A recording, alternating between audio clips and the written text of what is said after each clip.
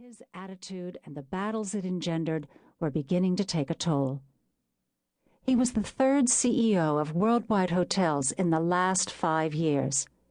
He'd been brought in to improve the bottom line after Worldwide was acquired by a larger chain to add some class to its image.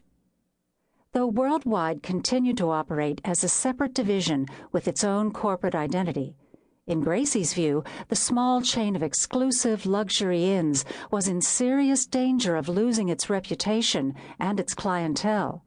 The wilted daffodil in her hand was symptomatic of the problem. Less than an hour later, after inspecting every nook and cranny of the hotel, she dropped the flower on Max's desk and said just that.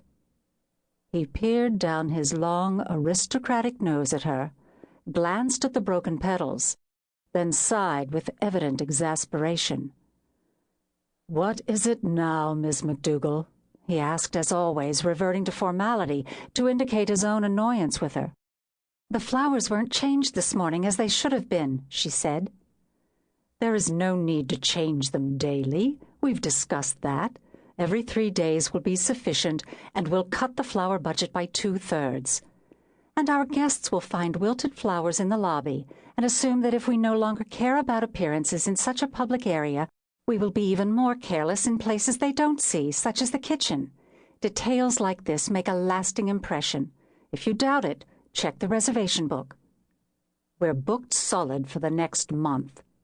"And this time last year we were booked solid for 6 months in advance," she countered. "At this rate, we'll have rooms available for every Tom, Dick, and Harry who forgot to book a reservation before leaving the States." "Don't exaggerate, Gracie." "It's true." She studied Max intently. "You really don't see it, do you? You don't see what you're doing to this hotel, to this entire chain." "Have dinner with me tonight and explain it," he suggested. This time she was the one who sighed in exasperation. The man was relentless when it came down to something he wanted, namely her. On paper, she and Max Devereaux were a perfect match. They were both tall.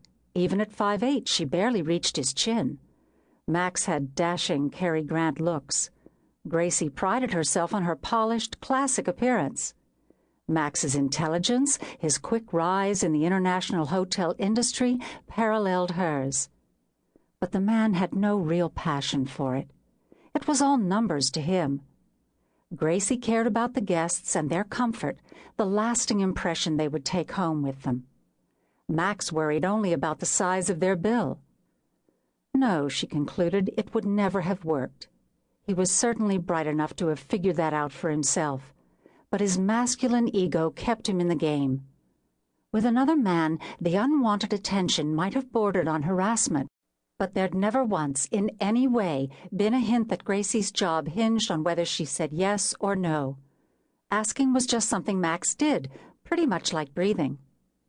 "Max, I will not have dinner with you," she told him for the umpteenth time. "Not tonight, not ever. How many times do I have to say it?" "Not even to save your precious flower budget?" "No, Max, it's a very bad idea. You're my boss. Socializing would only complicate things. Besides, you and I don't see eye to eye on anything. We'd just ruin our digestion." He shrugged as he always did after she'd rejected one of his invitations. "Suit yourself."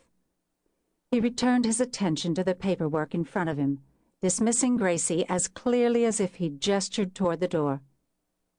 Maybe it was because she was tired, or frustrated, or angry, or all three, but Gracie stared at Max's downturned head for several minutes, then reached a decision that had been several weeks in the making. "I quit," she said softly but firmly. That brought his head up. "What?" For an instant, shock registered in his usually cool gray eyes. "You heard me. I quit." "Now, Gracie, don't you now Gracie me," she snapped back. "You won't listen to a thing I say. You're determined to run this chain as if it were a string of economy hotels. Obviously, I am no longer of any value to Worldwide, so I might as well take my expertise to another hotel chain where they care about appearances and service and comfort.